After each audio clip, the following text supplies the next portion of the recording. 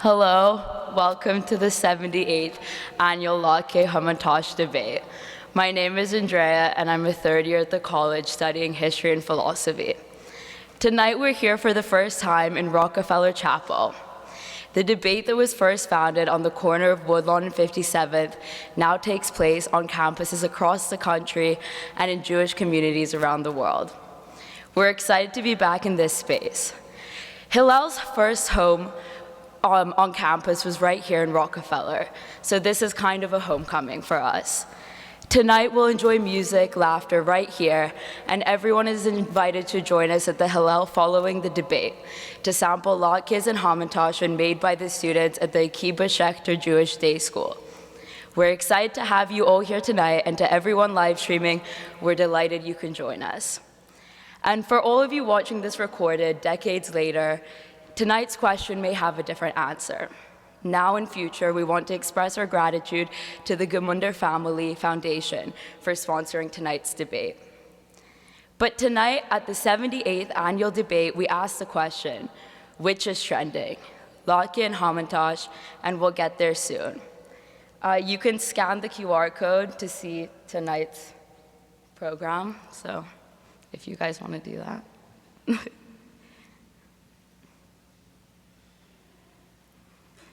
And without further ado, let's put our hands together for U Chicago's premier Jewish a cappella group, Rhythm and Jews.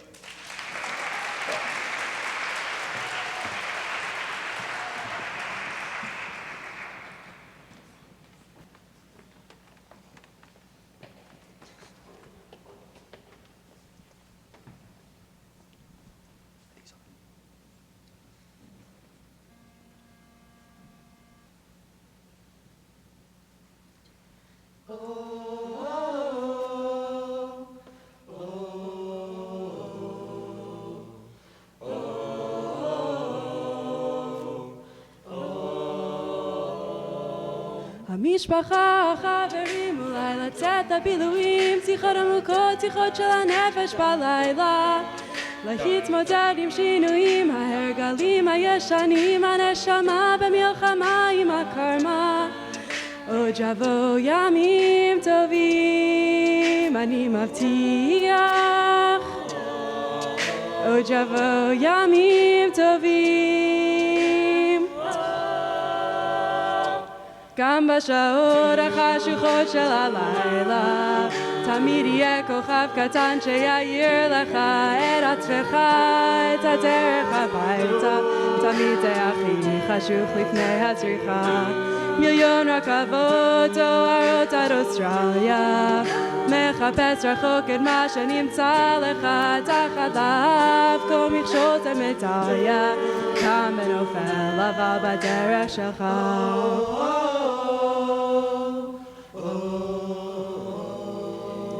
להתמודד עם הפחדים, לקפוץ למים עמוקים, לשחות עד הסוף, להגיע לחוף עד הלילה, להאזין גם לשירים, כי זמרים הם הרופאים הכי טובים שיש למדע להציע. עוד יבוא ימים טובים, אני מבטיח. עוד יבוא ימים טובים, גם בשעות החשוכות של הלילה, תמיד יהיה כוכב קטן שיעיר לך את עצמך, את הדרך הביתה.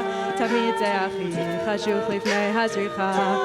מיליון רכבות דוהרות עד אוסטרליה, מחפש רחוק את מה שנמצא לך תחת לאף, כל מכשול זה מדליה, קם ונופל אבל בדרך שלך.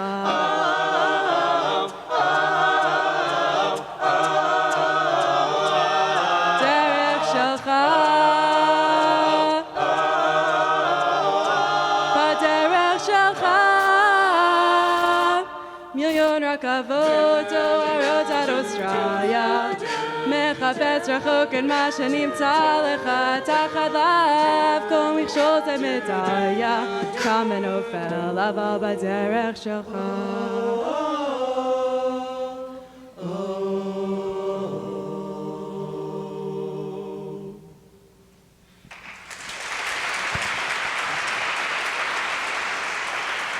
Thank you all so much for coming. As was mentioned, we are Rhythm and Jews, UChicago's premier and only Jewish a cappella group. If you liked what you heard and would like to learn more, you can find us on Instagram at rhythm_and_Jews and on YouTube at Rhythm and Jews to hear more music, get information about any upcoming performances we have going on. We're so excited to be here at the Latke-Hamantash debate. We like to remain impartial and not take sides. But the next song that we are going to sing is a song that's called Al Hanisim, which comes from the added liturgy that occurs on both Hanukkah and Purim, which are the two holidays on which we eat latkes and hamantash respectively. So it's a very great song to remain thoroughly impartial, but still support all of the exciting holidays that we're celebrating today. It's featuring soloist Mila Schulman. So we hope you guys enjoy.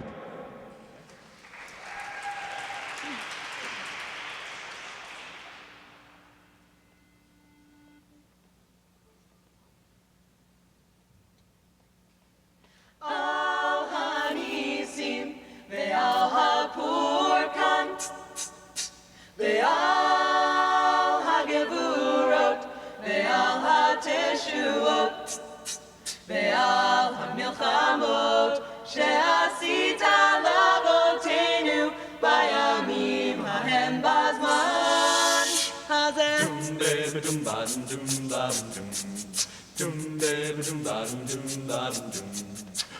Al Hanisim ve'al Hapurkan ve'al Hagivurot ve'al Hatishuot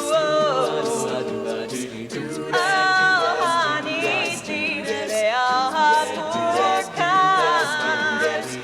ve'al Hagivurot ve'al Hatishuot ve'al Hamilchamot she'asita lavotenu bayamim hahem bazman hazeh ve'al hamilchamot she'asita lavotenu bayamim hahem bazman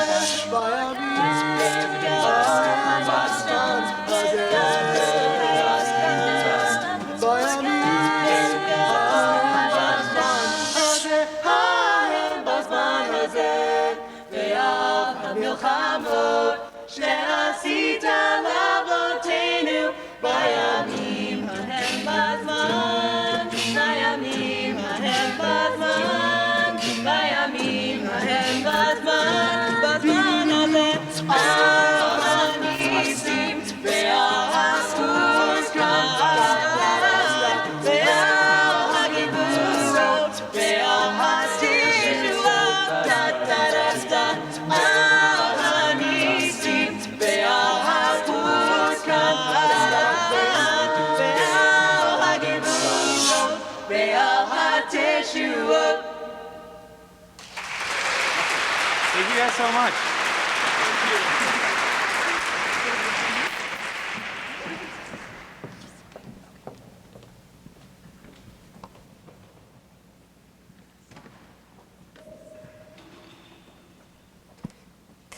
Thank you, Rhythm and Jews, for launching this year's debate with such energy and flair.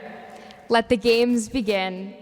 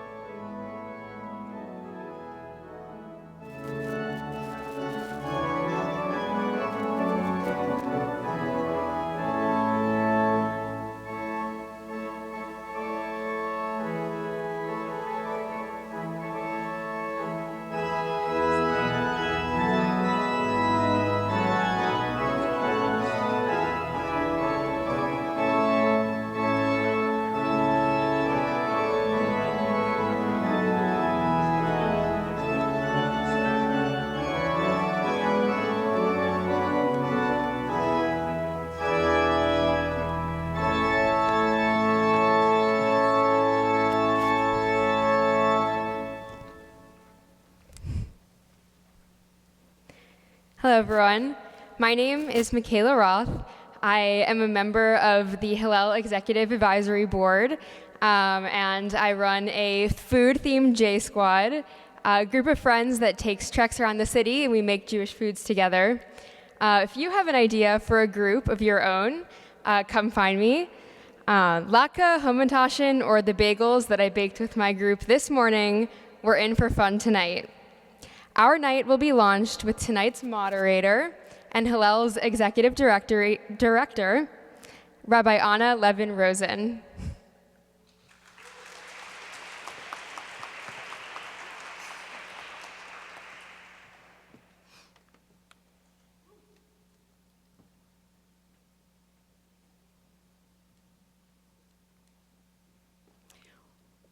Welcome to the 78th Latke-Hamantash debate.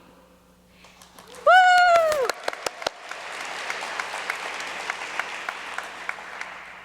The debate isn't a fad. It isn't a trend. It's legend.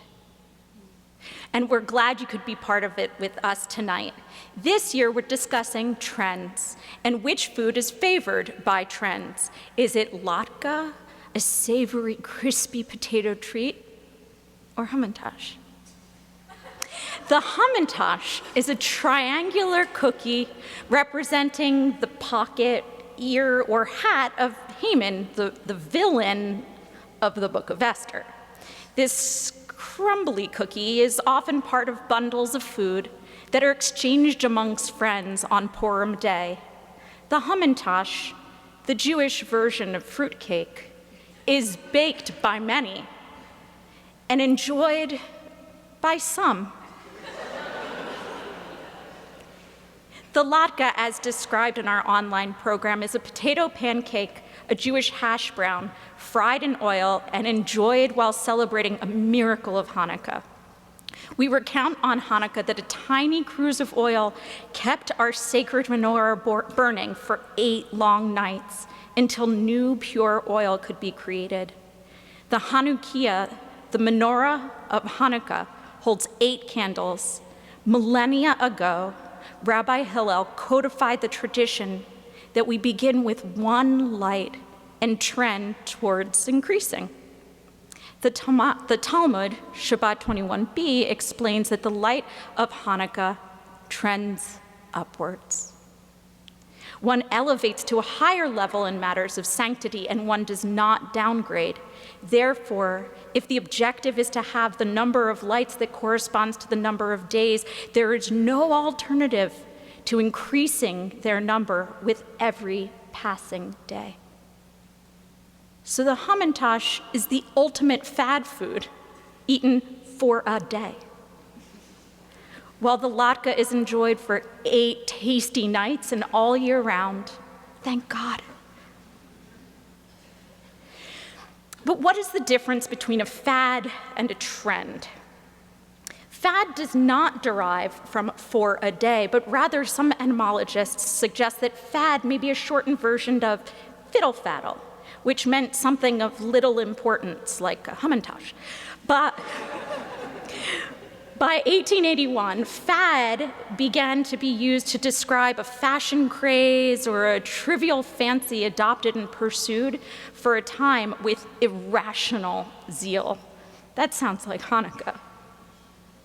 Today, fad refers to a temporary trend or fashion that is followed with enthusiasm, but typically fades quickly. Trends these days are shockingly related to the latke or the hamantash. Historically, we have moved from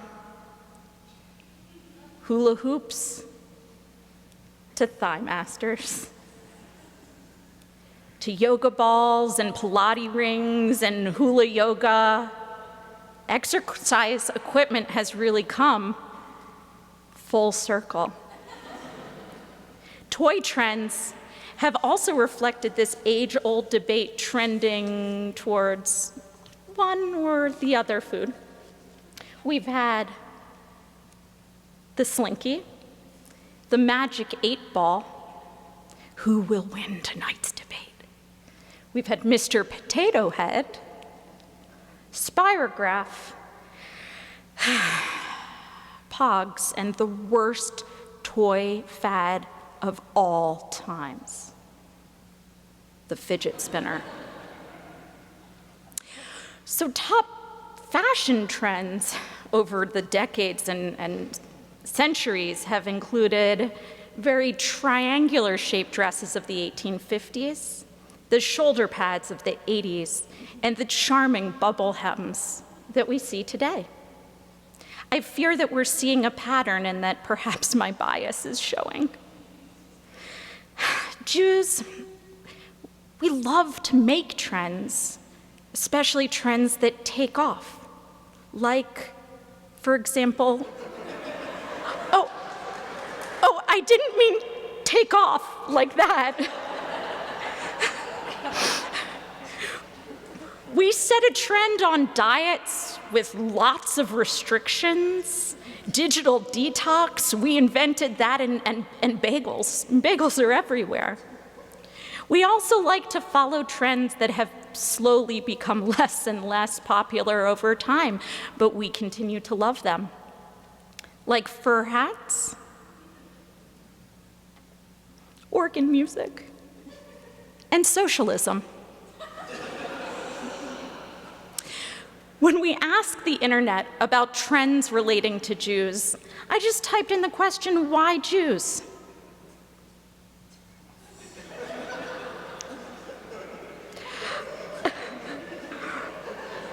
This could lead us to, okay, let's get back to our main debate here. What's trending, latke or Hamantash?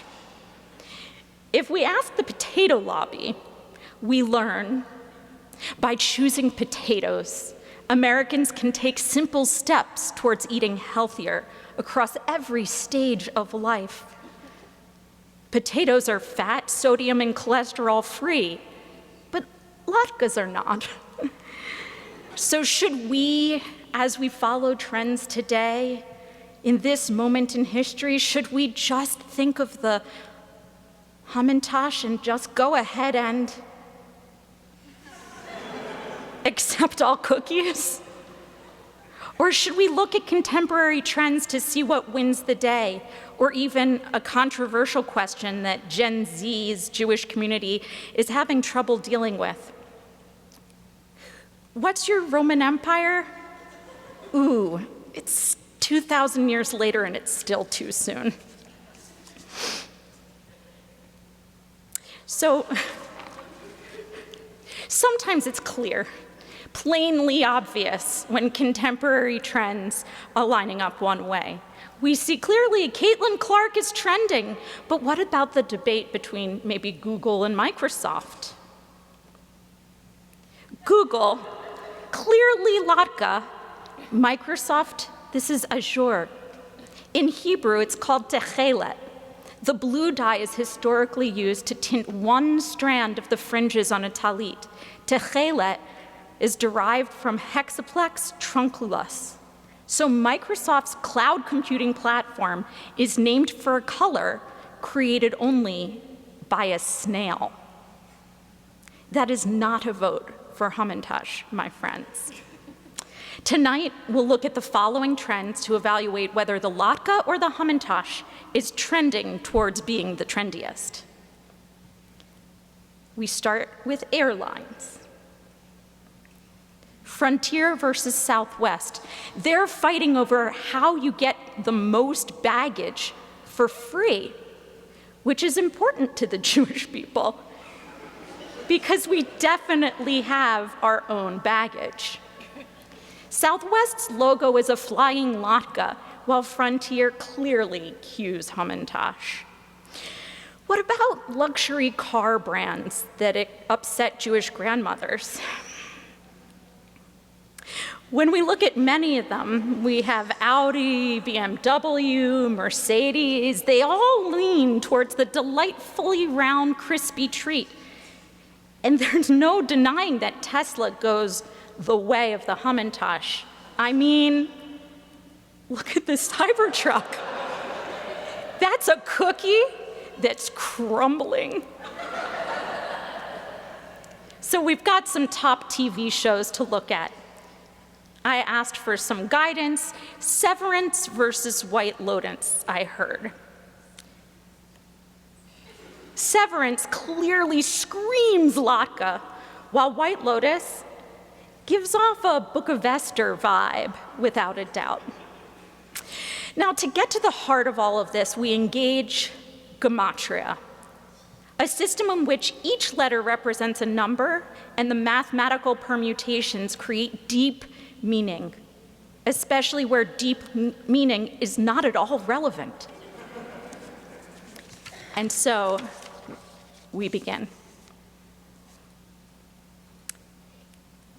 Each letter in the Hebrew alphabet has a number value. The word Shabbat here is Shin 300, Bet 2, Tet, Tav 400. We add them all up and we get 702. So let's see about our trends. If we take Frontier, Gibul, we have 41, Tesla 104, and White Lotus Nimfa Levana 273, combined with Hamantash, and you get 455, and for a total of 873. On the other hand, take Southwest, Doron Ma'arav, 562, BMW, 554, Severance, Nituk, 566, and you combine that with Latke in Hebrew, Levivav, 49, and you get 1,231. When you total the trends of Latke and the trends of Hamantash, you get 2,104. But another trend we need to look at is admissions. To all of the incoming students out there watching live stream, welcome to the University of Chicago. I met many of you in New York City or LA last week, and I can't wait for you to come join our community. Okay, so last year, 1,726 students, 4% of applicants, were admitted to the University of Chicago, close to 3 times the number of total students that were here in 1892. We've got 594. So add those together, you end up with 2,320. So if we take the total value of admission trends and we take away the pop culture trends, you get 216. 216 is the gematria value of both Gevurah and Yirah in Hebrew, strength and awe, which is what it takes to keep up here. But we can't forget the trends that really matter. I'll try defying gravity. Koach hakvidah, which of course is combined or counteracted by Newton. So we have strength and awe, 216, plus defying gravity and discovering gravity added together, we end up with 427. We're getting somewhere. When I was in college, Y2K was all the rage, and it's coming back. Current trend in Hebrew, Bag Alpaim 171. This is really important because when you add strength and awe, defying gravity, discovering gravity, Y2K, and fashion, you end up with the trending trends, 598. And then we have to see the years the university existed before the debate. Only 56. Subtract, we end up with 542. So post-trendy trending trends, the number of debaters that we have now for social media attention spans, because we used to have 4 or 5, we end up with 545. That's not good. It's kind of sad. We're looking at these trends and we're doing this debate for all these years, and now it just feels pointless. 400, 545. Kohelet, Ecclesiastes 1:9. 545. That which hath been is that which shall be, and that which hath been done is that which shall be done. And there is nothing new under the sun. So this all feels kind of pointless. Wait a second. I think we should try this a different way. Let's just start clean. What if we take Seth, 312, Sheila, 324, John, 234. We end up with 870.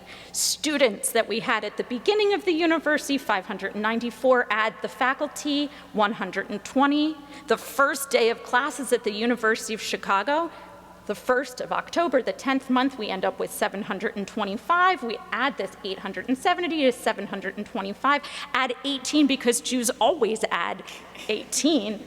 And we end up with 1,613, 613, the number of mitzvot, the number of sacred commandments. But 1,613 is the gematria for something far more important. It keeps us in the book of Ecclesiastes in Kohelet, but we end up with, so I commended mirth that man hath no better thing under the sun than to eat and to drink and to be merry, that this should accompany him in his labors all the days of his life, which God hath given him under the sun.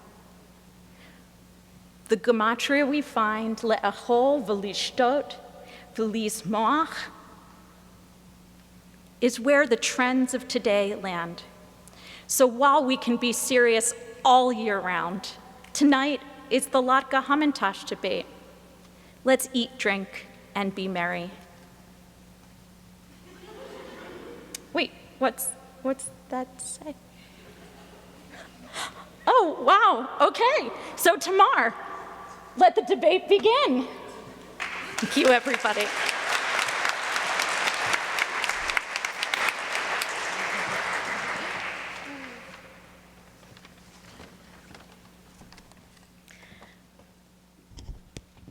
Hello, my name is Tamar Paz, and I'm an MBA student here at Booth, the Booth School of Business.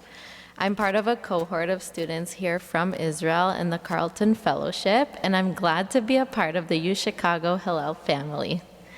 And I'm excited to introduce our first debater. So Dr. Seth Himelhoch is the Lowell T. Cogshell Professor and Chair of the Department of Psychiatry and Behavioral Neuroscience at the University of Chicago. His research focuses on developing and evaluating evidence-based interventions for individuals with HIV, substance use disorder, and cancer control. His current work examines behavioral and pharmacologic, I practiced that word today, pharmacologic treatments for smoking cessation among people living with HIV and AIDS. Dr. Himelhoch earned his medical degree from the University of Michigan School of Medicine and completed his residency in general psychiatry at the University of California, San Francisco. He pursued further training through the Robert Wood Johnson Clinical Scholars Program at Johns Hopkins School of Medicine, where he also obtained a master's degree in public health. Before joining the University of Chicago, he was the Lon and Ann Hayes Professor and Chair of Psychiatry at the University of Kentucky College of Medicine. All of these have prepped him to be here this day with us and debate this really important topic that we are all very delighted to listen to and learn who is going to be the trend.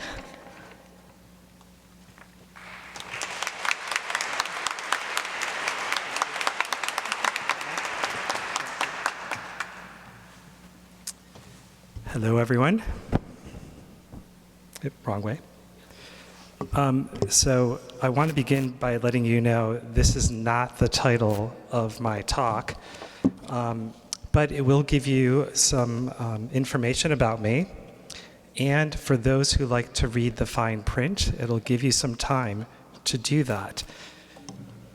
It will also give me some time to take some deep cleansing breaths, the Kentucky way.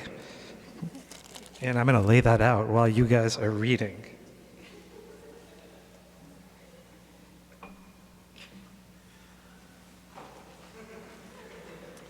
This is fine bourbon for people who don't know. And now I'm going to do my cleansing breath. Maybe not.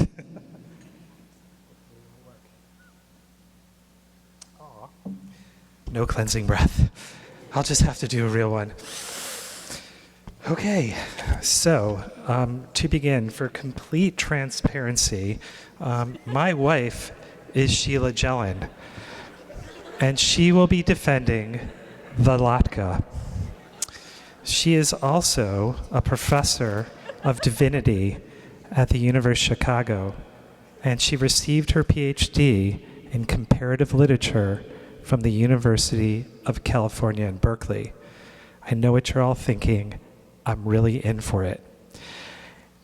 And the organizers of this debate also knew I was in for it, so they asked me to particularly say and include this disclosure that my mother-in-law endorses the view about my marriage, so thank you.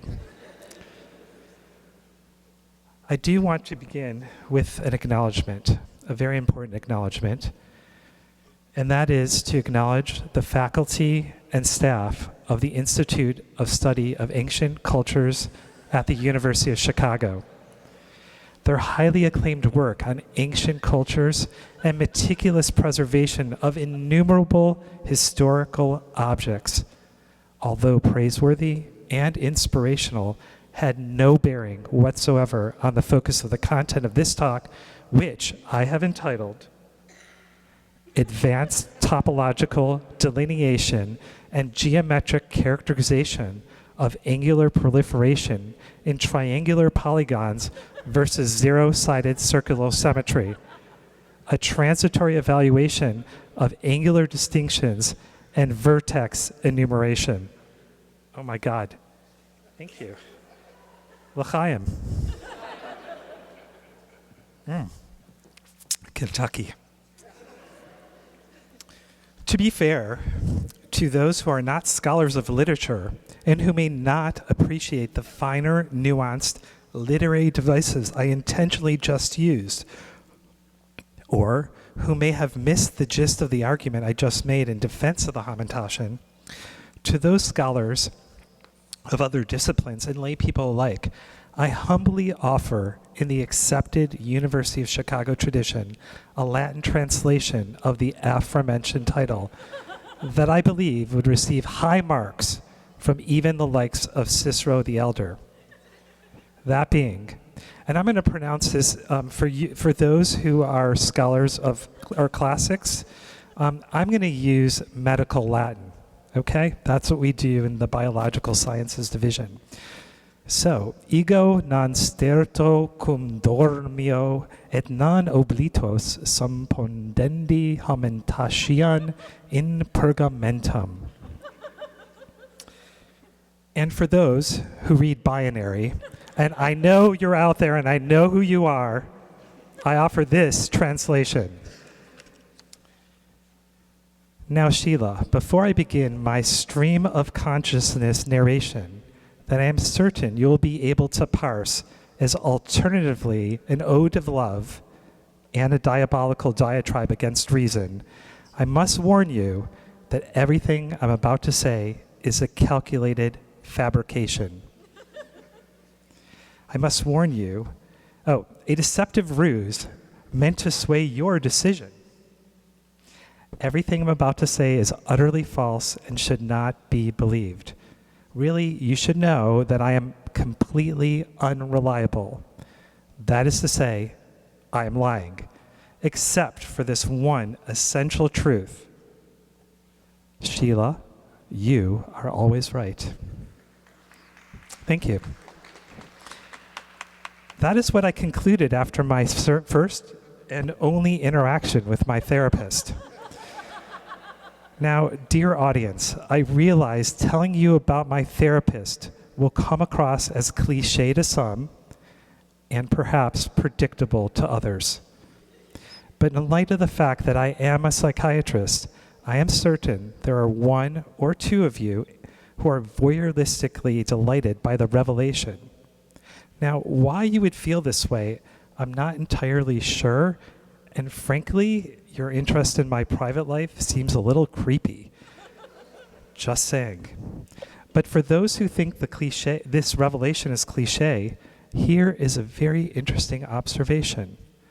I never met my therapist. In fact, as far as I can tell, my therapist may not even be a therapist.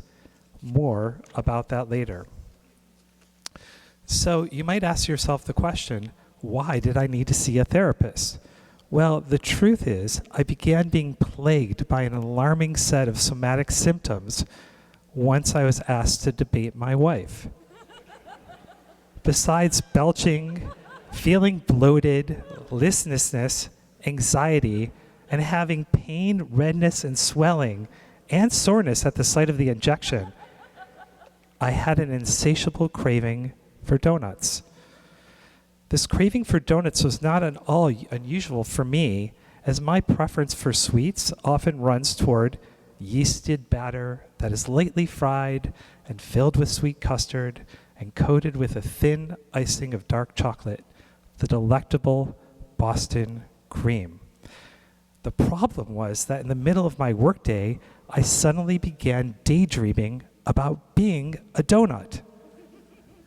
There I was, standing in front of a class filled with the really cool donuts. You know the ones, the buff and muscly crullers, and the sweet and innocent strawberry glaze.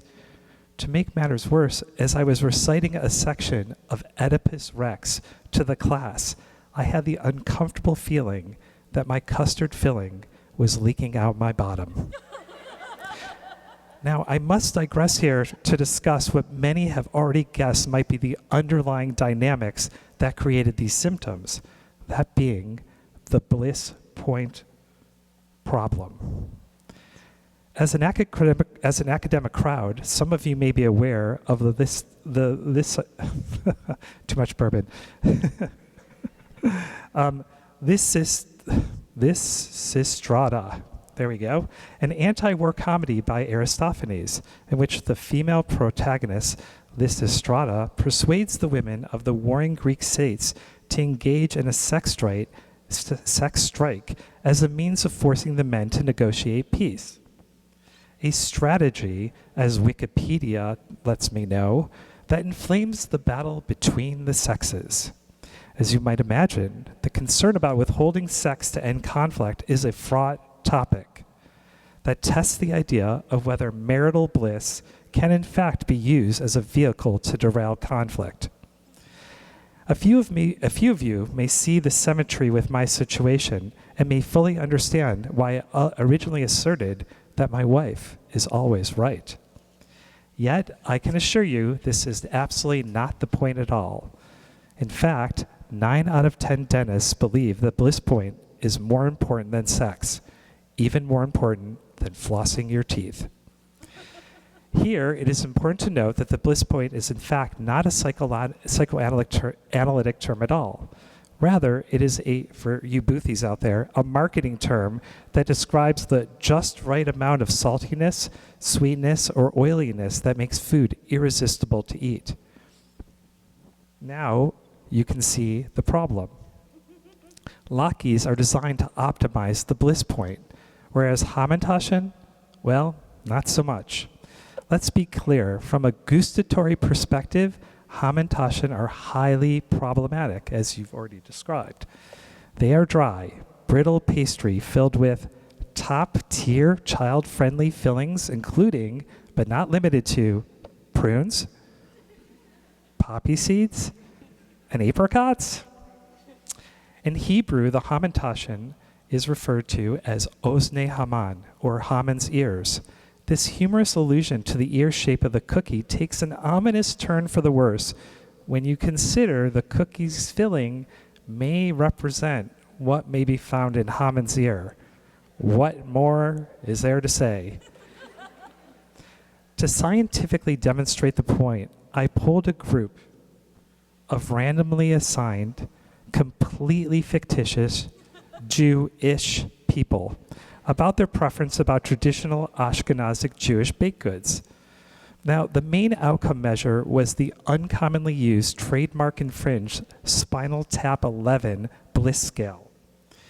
The 11-point scale is based on the compelling idea promulgated by Nigel Tugnull, the lead guitarist of the famous ersatz rock band Spinal Tap, who aptly noted the fundamental problem with a 10-point scale. Here, I quote Nigel Tugnull's famous insight. You see, the volume dial of my amp, it goes up to 11. It's 1 louder than 10, isn't it? So you can understand the power of 11. The benchmark for bliss on this scale is a donut. And for our purposes, 0 on the Spinal Tap 11 bliss scale equals blechi, and 11 equals geschmacht. And here you can see are the results. And unfortunately, Hamantashen does not come out ahead. Now, I know what you're thinking. It's not fair representation, and one sample may be subject to recall and selection bias, which would be completely correct. That is why I pulled another group of fictitious Jewish people, shown here. To be culturally relevant for the Jewish people, I had to use an adapted version of the Spinal Tap 11 Bliss Scale, affectionately known as the gefilte fish Bliss Scale. The rating is fundamentally the same, but gefilte fish is now used as the benchmark for bliss. What's important here is that the results were nearly the same. Hamantashen did not fare well. And even I participated in the poll. Did you spot me? Did you spot Waldo? Are you still awake? These results were hardly auspicious, as I knew I needed professional advice in the form of a therapeutic consultation. So like so many academics before me, I went directly to a trusted and scholarly source and typed the description of my symptoms and the content of my daydream into the Google search bar. The sponsored ad from Professor Chad G. Petey at the top of the page provided me with an unbelievable insight. I was in fact suffering from a donut-mediated cognitive dissonance avoidance syndrome. My symptoms were in fact a defense mechanism that allowed me to avoid confronting the anxiety and distress caused by my belief that a latke is in fact better than a hamantashen. Choosing to be a donut allowed me to avoid the bliss point problem altogether by aligning myself with another round, fried, delicious food traditionally served on Hanukkah, a donut. I was so impressed with the diagnostic acumen of Professor Chad G. Petey that I did the unthinkable, and I clicked on his link. I was immediately redirected to his website, where I found this highly unbelievable comment waiting for me. Sheila is always right, and I know how to help you. Dumbfounded, I typed, how? Within seconds, Professor Petey provided me with a surprising archival find, a rare Roland Barthes essay. Now, this is important as Roland Barthes happens to be Sheila's favorite literary theoretician. In this essay, Barthes provides a stunning literary defense of Hamantashen, noting, I'm just going to read it, as a mythological signifier, the Hamantashen operates within the realm of connotation, its hidden fillings symbolizing deeper cultural narratives. Unlike the latke, which remains anchored in denotation and immediate gustatory satisfaction, the Hamantashen's triadic form and rich subtext invites a pluralistic reading of symbolic layers and meanings. But it didn't end there.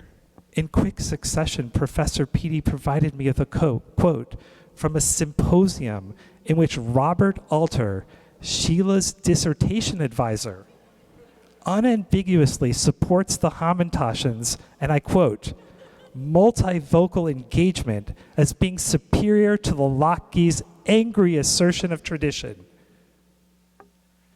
Then I received this from Professor Petey, a footnote from an essay by none other than Sheila Jelen herself, where she writes, choosing the Hamantashen over the Latke is a rejection of hegemonic cultural narratives.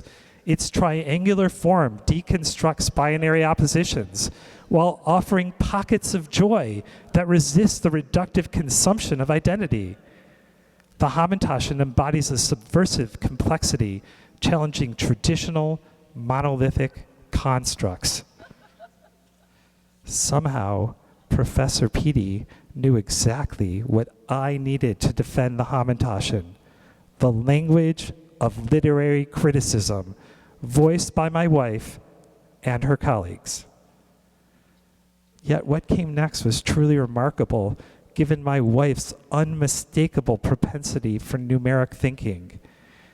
He sent me the most convincing form of academic evidence he or anyone could muster, the compelling yet daring proof by gematria. Gematria, derived from the Greek word geometria, is a mathematic method, as we've just learned, of transforming words into numbers.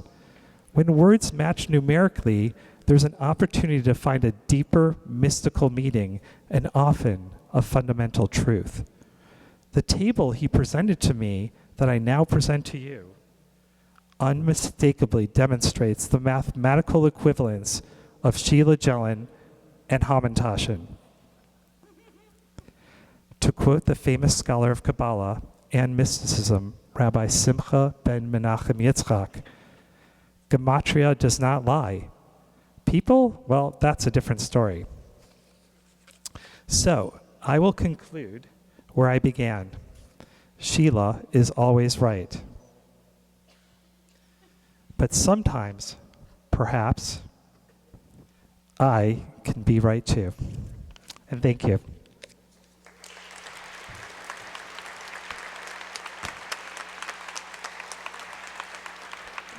By the way, I'm going to leave the bourbon up here because I think some other people might need it.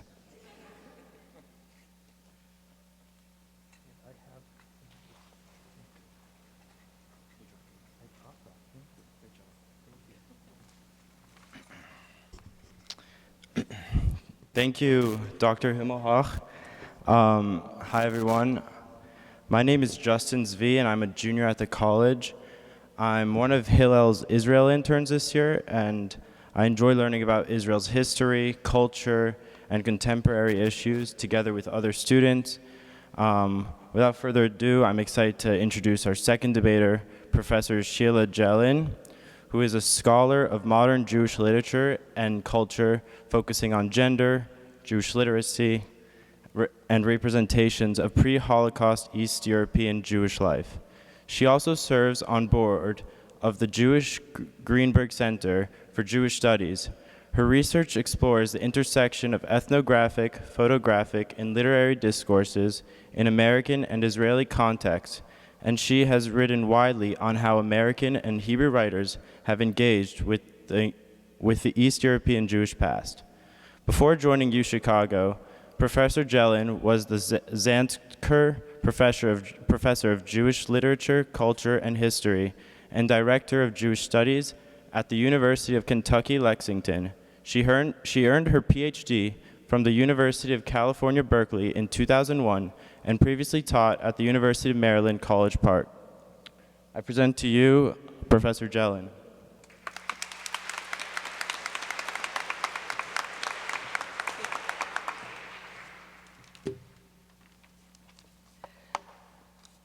Since we're both coming from the same place, I'll have some bourbon now.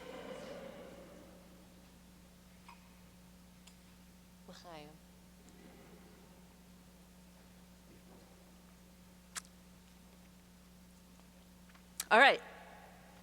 Thank you very much for having me.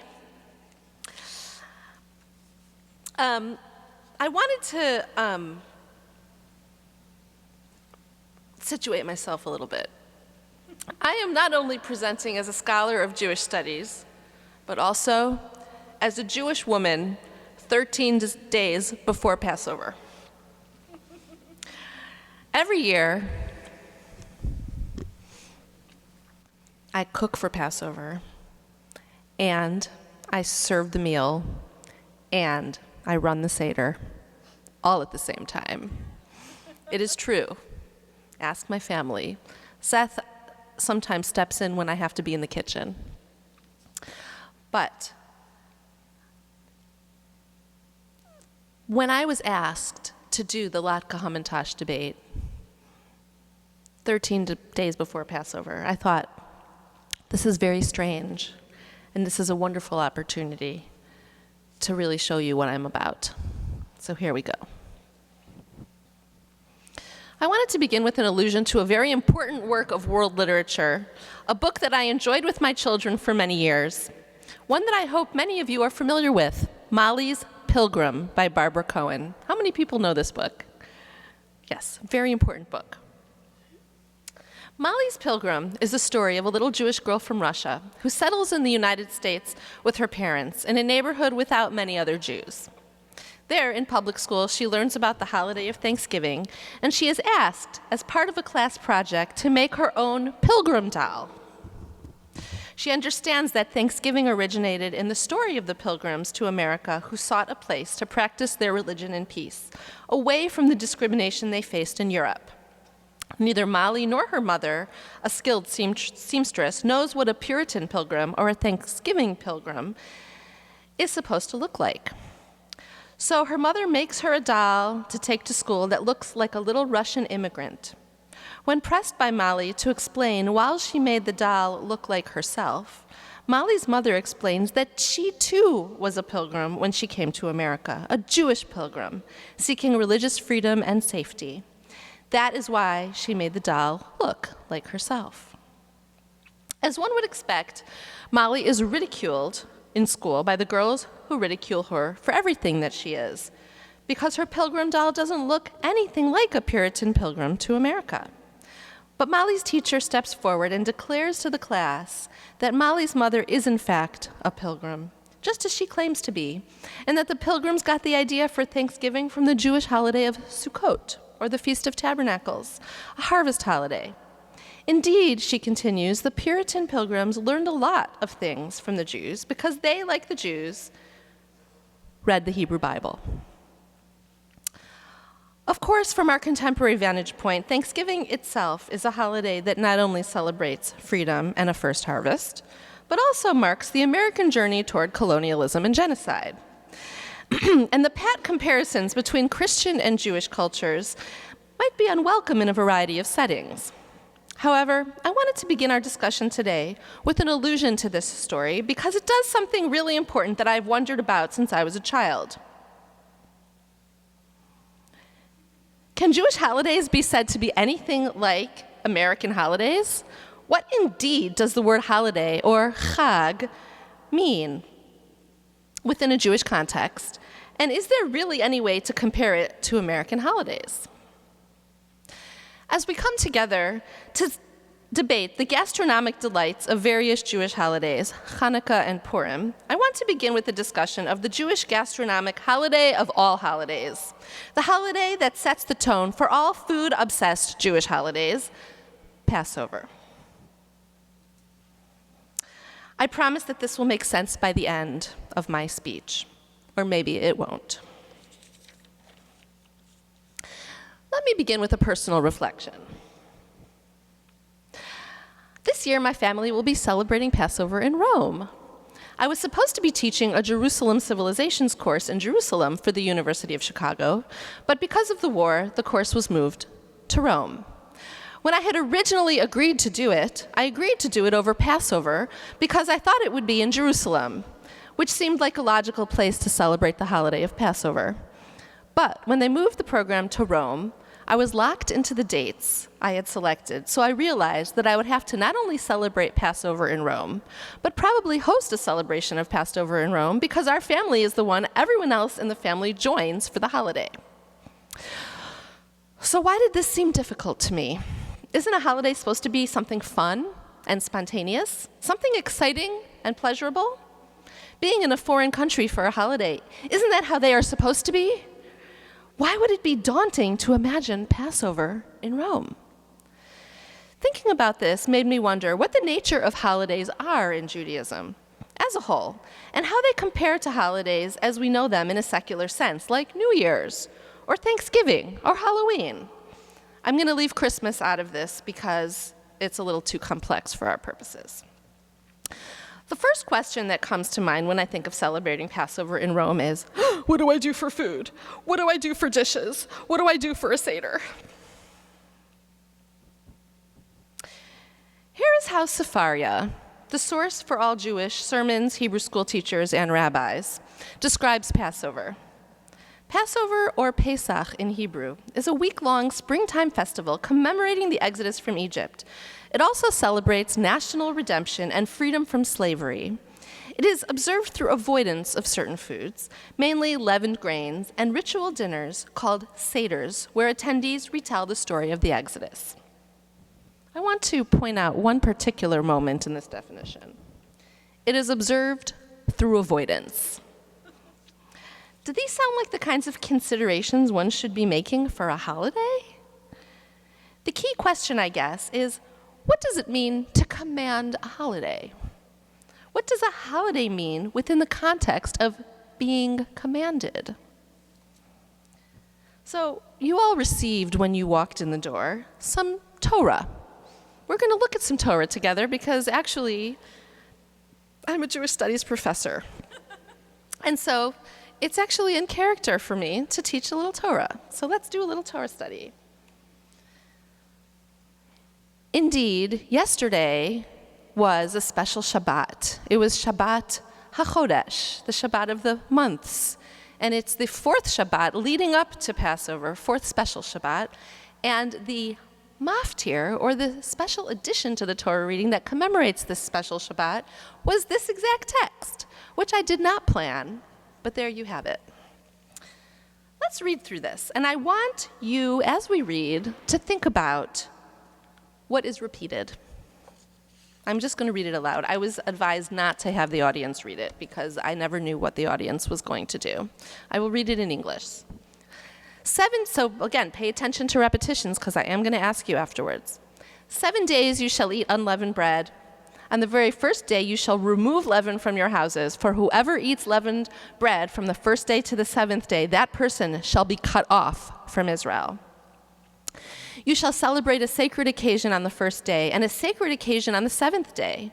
No work at all shall be done on them, only what every person is to eat. That alone may be prepared for you. You shall observe the feast of unleavened bread, for on this very day I brought your ranks out of the land of Egypt. You shall observe this day throughout the ages as an institution for all time. In the first month, from the 14th day of the month at evening, you shall eat unleavened bread until the 21st day of the month at evening. No leaven shall be found in your houses for 7 days. For whoever eats what is leavened, that person shall be cut off from the community of Israel, whether he is a stranger or a citizen of the country. You shall eat nothing leavened in all your settlements. You shall eat unleavened bread. What's repeated? Anyone?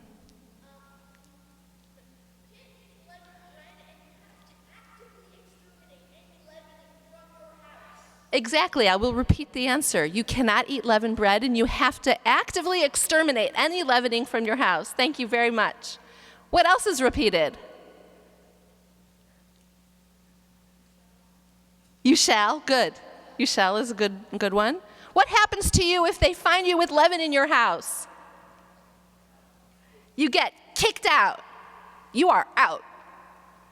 If you find a jelly bean in your toy box, you are not a Jew anymore. That is what I learned in my Orthodox Jewish day school on the north side of Chicago many years ago. Watch out for that jelly bean. Watch out, because you will be excommunicated. Does this sound like a holiday to you? I'm not so sure. I have to find the right page. Okay, so let's think now for a moment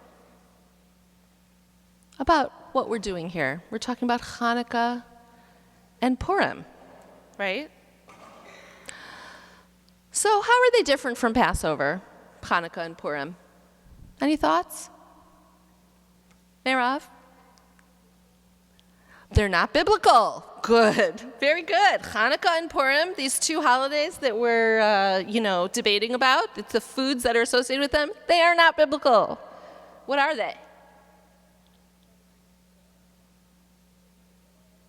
They're rabbinic, right? They're from the rabbis. Okay. How do they resemble Passover, though? What is it about these holidays that resembles Passover? Food. You eat certain things, right? But how is the food we consume in celebration of these holidays different than the kind of food we are commanded to consume on Passover? How are they different? Say that again.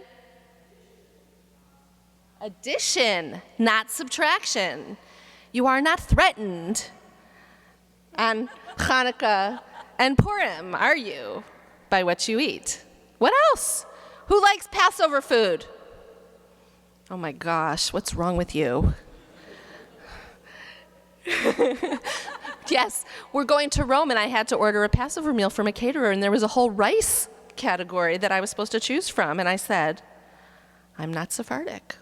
I can't eat anything on Passover. I eat potatoes. That's what I eat on Passover. So another big difference between the food of Passover and the food of Hanukkah and Purim is that the Hanukkah and Purim food actually tastes good, right? I want to suggest the following. All Jewish holidays, unfortunately, go back to Passover. When I shared some of these thoughts on Passover at Rodfei Tzedek, the synagogue which I attend, one of the synagogues I attend, about 2 months ago, several people came up to me hysterically, really hysterically afterwards, to rave about how they hadn't realized until they actually looked at the text in the Torah commanding us to keep Passover why Jews are so neurotic about food.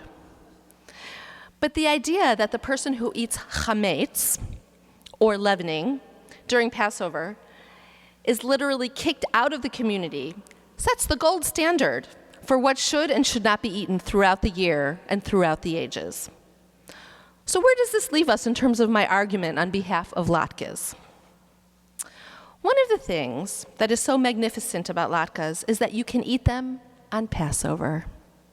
If you go to sleep for 100 years and wake up during Passover and think it is Hanukkah, you can make latkes and still not get kicked out of the community. How many times have you eaten a flourless chocolate cake or a cake made of almond flour instead of wheat flour and said to yourself or to your spouse, my beloved spouse, hey, this would be a great cake for Passover? A good Jew always has Passover on her mind. I know people, I really do, who never let their kids eat anywhere in the house outside the dining room in case they leave a crumb and it's left there on Passover. I know people, and I really do, who hesitate to expect mishloach manot, or the special gifts that are passed around that were discussed by the rabbi on Purim because they have already started limiting the amount of leavening that enters their home long before Purim. Why have Hamantashen all over your house if Purim is only 30 days before Passover? A good Jew always has Pesach on her mind. This is a rendition. You can't really probably read the words because they're a little blurry, but it's a rendition of a day after Purim, a week after Purim, a week before Passover, and the day before Passover. Now, I know that there are those of you who might claim, wait, I have to back up for a minute. Have you ever eaten a latke and thought to yourself, this would work for Passover? I sure have. Now, I know that there are those of you who might claim that the only way to make a decent latke is to throw some flour into it. But, first of all, those people are lame. Second, if you need some kind of thickener, guess what? You can use matzah meal. Or better yet, potato starch. Can you use matzah meal in a Hamantash? Absolutely not. Matzah meal in a Hamantash or potato starch would be disgusting. Hamantashen do not hold for Passover. They will not assist in the avoidance of the horrors of excommunication, as they must be made with flour. Have you ever had a gluten-free Hamantash? Don't even think about it. I want to add two more elements to this argument, one that will certainly clinch this debate in favor of latkes over Hamantash, although I'm seeing that I don't really need to work too hard to do this. First, as we agreed at the beginning of this discussion, Hanukkah and Purim are not commanded in the Torah, but they are commanded in the rabbinic literature. Hamantashen, however, are nowhere to be found in the rabbinic literature. Latkes, did you know, are. Where? In the Jerusalem Tractate of Nidarim, we learn about someone who has taken a vow to stop eating lentils, or adashim. The rabbis seeking to circumscribe how far this vow extends argue over whether or not someone who is abstaining from lentils can eat something called ashishim, or fried, roasted lentils mixed with honey and fried. Sounds delicious. Let's look at the text. That's your second handout. So we read in the Mishnah of the Jerusalem Talmud, from lentils he is forbidden ashishim, but Rabbi Yossi permits. From ashishim he is permitted lentils. So something you need to understand is the rabbis don't like vows. They don't want people to take vows. There are enough rules and regulations and fears and terrors in Judaism that you shouldn't add to them, right? So they're always trying to find ways to limit vows. So this idea of someone saying, I will not eat lentils, is interpreted here as, well, but if you eat a lentil pancake, does that count? And let's see what they say. Rabbi Yassa went to Rabbi Yossi, who brought roasted lentils out for him, ground them, formed them into a dough with honey, and fried them. He said to him, these are the ashishim mentioned by the sages.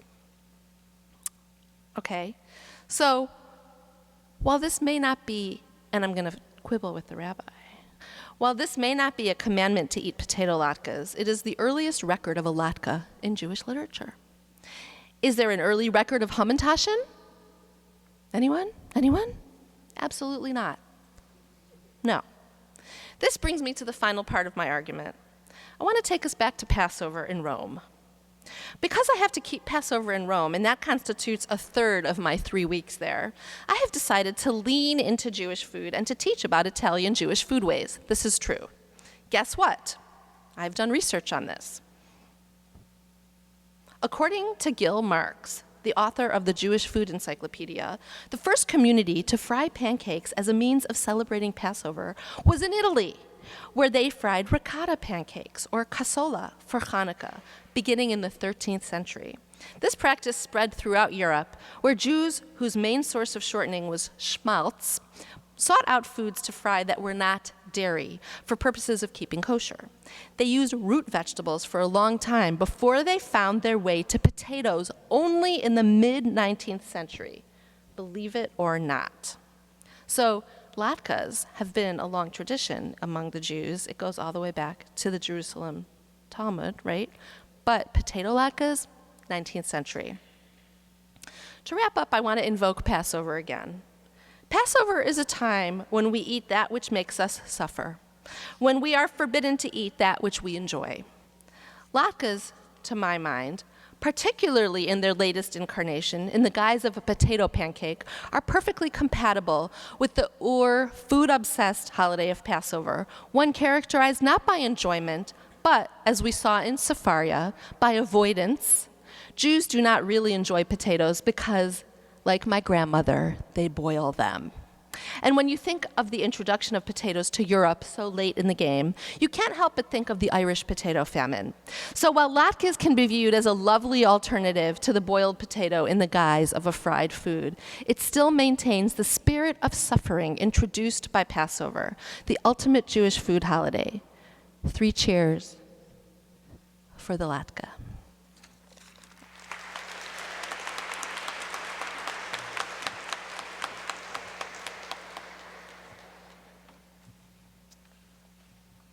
Thank you, Professor Jelen. My name is Anya, and I am a 4th year at the college, and I'm one of Hillel's professional interns this year, and I'm glad to help Rabbi Anna with the inner workings of nonprofit management at Hillel. I'm also part of the Milgram Fellowship, where we work with a group of local high school students to learn about art and identity. If you like coding or data science, there are 2 fellowships open to connect with local CPS students that you can ask us about back at Hillel after the debate.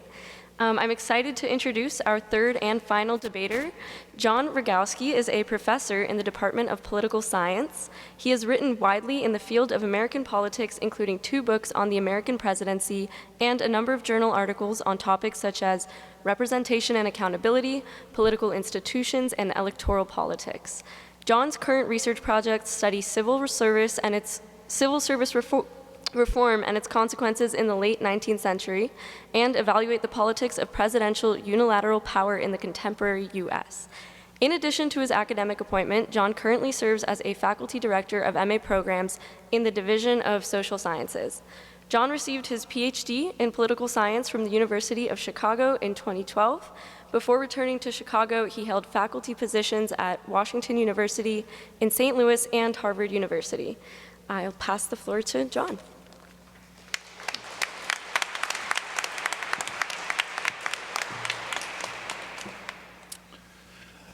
Thank you very much, Anya, for the kind introduction.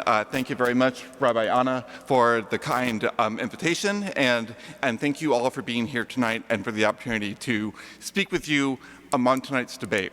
When I first received the invitation to participate in this debate tonight, I thought it was obvious why I had been asked.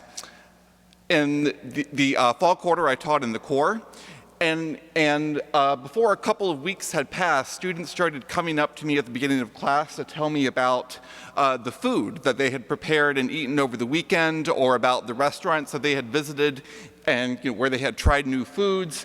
And somehow I thought I must have a look about me that conveyed, you like food and I want to tell you about what I just ate.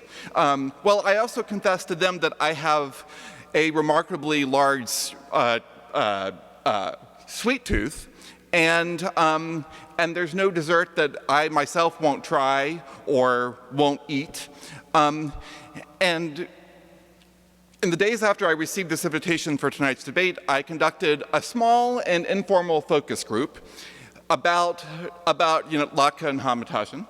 And I learned, it seemed to me that the latke had some kind of built-in advantage. And I was eager to, as academics, we always want to go against the grain and argue against the conventional wisdom and all of that. And so I thought, okay, great. I'm going to go in there and I'm going to make a strong case for Hamantashen. And I was eager for that challenge without knowing anything about what my fellow debaters were going to argue. But then I remembered the rules of this debate. And I didn't grow up eating either latke or Hamantashen, and so I'm not really sure anyone should care at all what I have to say about those particular food items. And so I was relieved at the realization that my job is not to make an argument on behalf of my own personal preferences, but rather from the perspective of political science. And that makes a lot of sense. I'm trained as a social scientist, I practice social science, and so what we usually do there is to ask questions. We develop some kind of research plan to test a hypothesis that we develop, and we find an answer. Oftentimes those answers don't necessarily correspond with our own preferences going into it, and so we just follow the data where it takes us. So the question of the hour what's trending, the Latke or the Hamantash, political science is actually very well suited for answering a question as rich and nuanced as this for two main reasons. The first is because, unlike some of the other social sciences, there is no singular methodology that's used by political science, but instead you find a potpourri of approaches, analytic techniques, and data sources. And so this really rich multi-method approach means that we can explore the question from a variety of methods and approaches. The second reason, maybe the more important reason, is that political science is the most rigorous discipline in all the social sciences, and that can't be denied. The reason is because the hard sciences are the envy of all other disciplines, and everyone knows that all you have to establish how rigorous you are is to attach the term science to whatever it is that you do or are interested in. So after all, if economics were so rigorous, why wouldn't it call itself economic sciences? Or why is there no psychological sciences or no historical sciences? I think political science is onto something. So I studied political institutions, especially the American presidency, and I admit that with some trepidation, because usually when I tell people that, they say, oh, well, this must be an interesting time for you. And I usually just respond blankly because I don't know what they're talking about. But I'm relieved that I now have an important and interesting question tonight that I can use my training as a political scientist who studies the presidency to provide some insight on. And my first thought when reflecting on the question was that that traditionally presidency scholars would say that the question posed in this debate cannot be answered in any particularly meaningful way. Well, why not? Well, if you take a look, if you take a look at some of the men who have served as president, you'll notice that some were tall, most were tall, actually, a few were short, some were bald or balding, but most were not. Those are just empirical facts. Some started wars, others ended wars, blah, blah, blah, so on and so forth. Lots of differences between all these individuals. Well, and then before long, you end up in a place where comparing presidents is like comparing snowflakes. They're each different in their own different way, and there have only been 45 unique people who have served as president, and that's not a large enough sample to perform any meaningful statistical exercise. See, that's the rigor that I'm talking about. Making empirical generalizations is simply not possible in this context. Instead, all we can do is learn the ins and outs of individual presidents, fully immersing ourselves in the personal and professional history of one person at a time. Well, it's easy to see how this perspective also applies to the case of Latkes and Hamantash. Within each category, no two are exactly alike. Some latkes are smooth and symmetric. Others are more uneven with those little crispy threads that hang off the end. Some are served with sour cream, others with apples or smoked salmon. Some are made with nightshades and others are made from gourds. Well, the same thing generally applies to Hamantash too. They vary in whether they're made with baking soda or butter and whether they're filled with apricot or cherry, chocolate or hazelnut. How can we possibly make comparisons? They're all different, and we should not impose artificial categories of analysis upon them. We should just leave it be. This is obviously unsatisfying because it doesn't answer the question, so I felt like I haven't done my job if this is where the remarks were to end. Fortunately, there are some other approaches to studying the presidency that we can use to compare the Latke and the Hamantash. We're at the University of Chicago. I was trained here as a graduate student, and so I started where any of us might begin, with the text. So I wanted to know, what have presidents said on the record about the merits of the Latke versus the Hamantash? So in searching for such evidence, I made what I thought was a startling discovery. Debates between Abraham Lincoln and Stephen Douglas focused on exactly this question. Their second debate was held in August 1858 in the town of Freeport, which is about 125 miles to our northwest on the Wisconsin border. And so I have excerpted the printed page that documents their exchange on this topic, and I've enlarged and highlighted their comments so that they are clear for all to see. I want to stress that these are Douglas's and Lincoln's own words. So Lincoln starts the exchange by asking Douglas whether he prefers the Latke or the Hamantash.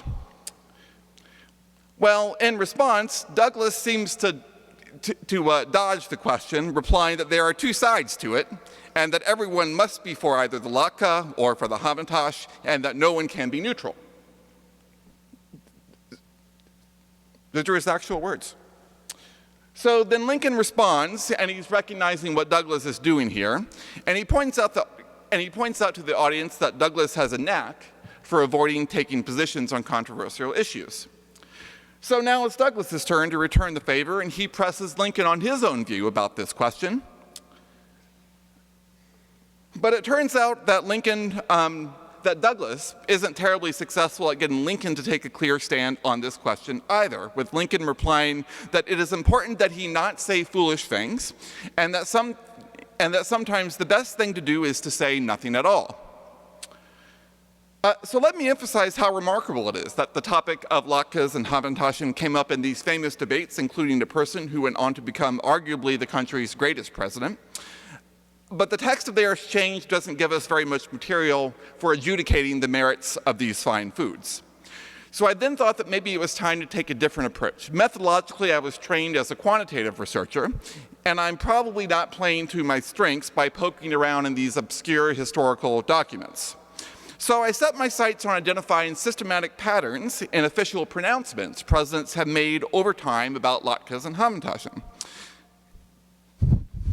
This strategy also seemed to me more appropriate for directly answering the question about what's trending, the Latke or the Hamantash, because then we can look at change over time. Presidential proclamations seem to be the best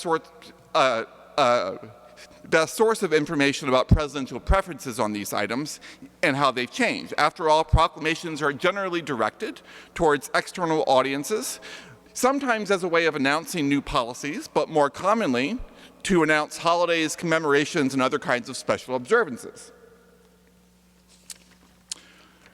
So this seemed to be a promising strategy and a promising data source. So I logged into a database that houses presidential records online, and when I filtered my search to focus on proclamations, there were more than 11,000 results. So I'm like, well, this is a lot of data. So far, so good. So as we can see, when you look at the volume of proclamations issued across time, there's a clear upward trend. So we can clearly say that proclamations are trending over the last 150 years or so. And so I decided to move ahead to see what these data can tell us about what's trending between the Latke and the Hamantash. So I took a non-random sample of 3 proclamations to see whether these presidential documents were promising means of identifying these trends. The first proclamation I found was number 3011, which was issued by Dwight Eisenhower in 1953. This proclamation declared National Farm Safety Week. This didn't seem wholly irrelevant. After all, we need potato farms for Latkes, and we need wheat fields and fruit orchards to make Hamantashen, and safety is important. So I thought I was on the right path. The next proclamation I found was Proclamation 3746, issued in 1966 by Lyndon Johnson. This one declared National Zip Code Week. I learned that the zip codes were only created in 1963. This proclamation encouraged all persons in all business, civic, educational, and service organizations to hold appropriate ceremonies to learn and use zip codes, and to encourage your friends and neighbors to do the same. It seemed to me that if presidents can issue proclamations to encourage celebrations about zip codes, then surely they have a lot of these that they're going to issue to talk about Latkes and Hamantashen as well. So Proclamation 5219 gave me confidence that this was going to be the case, actually. This proclamation was issued by Ronald Reagan in 1984 and declared not only National Ice Cream Day, but National Ice Cream Month. Talk about a twofer. So my non-random sample suggested the possibility that 1/3 of all presidential proclamations addressed important culinary matters. And if presidents can issue proclamations about ice cream, surely they do the same for Latkes and Hamantashen. And now we just need to see how often each of these items turns up and compare the trends. Things here did not go as I expected. The trend line for proclamations dealing with Hamantashen has remained exactly flat for the last 150 years. And it's remained flat because, much to my surprise, there hasn't been a single proclamation that says anything about Hamantashen or any of its variants. So I thought, well, probably this is okay. This just is going to stack the deck in favor of the latke.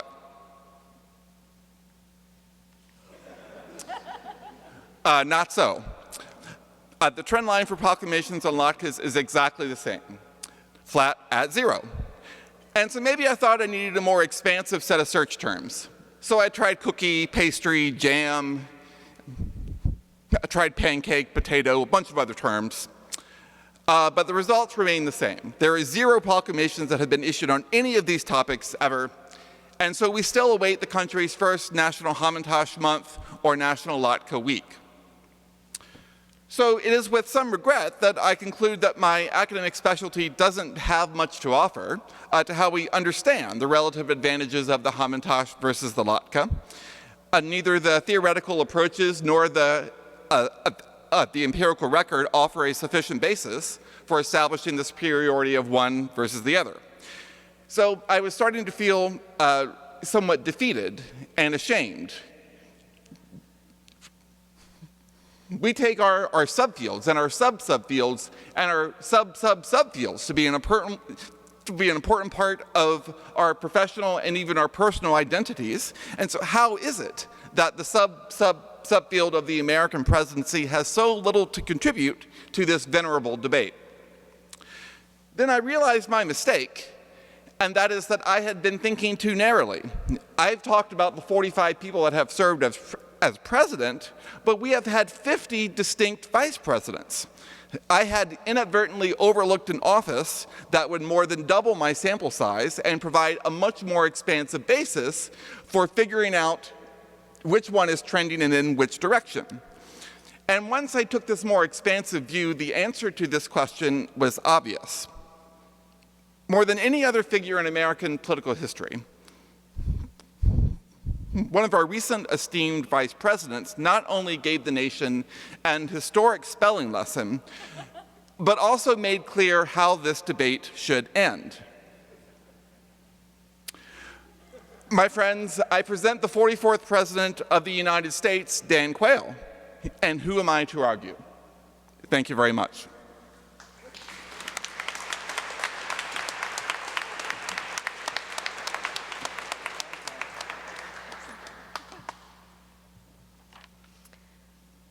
All right, Seth, Sheila, John, those were all some very convincing presentations, and in this speech, I will argue, just kidding, we're done. Thank you so much to all of you for joining us tonight. Thank you to our amazing debaters. Let's give them a round of applause.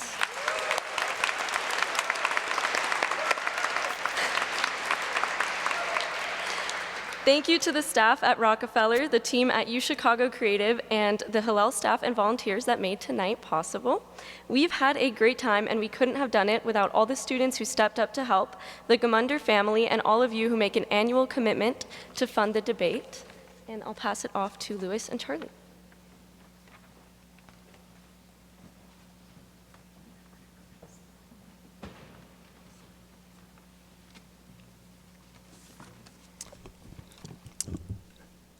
My name is Louis Fogel, and I'm a Dumble alumni of the university. I have a PhD in chemistry and a JD class of 2003. And as a board member of the University of Chicago Hillel, I would like to thank all of you who joined me in supporting this vibrant and crucial organization. The contribution to Hillel makes you part of helping Jewish life flourish for these students and for generations to come. Hillel is here today because of the investments of those in the past. Now it's our turn to keep Hillel growing and to support Jewish life here for students of all backgrounds and for all times. Now I'd like to introduce, I think, the only other person here who's taller than I am, Charlie.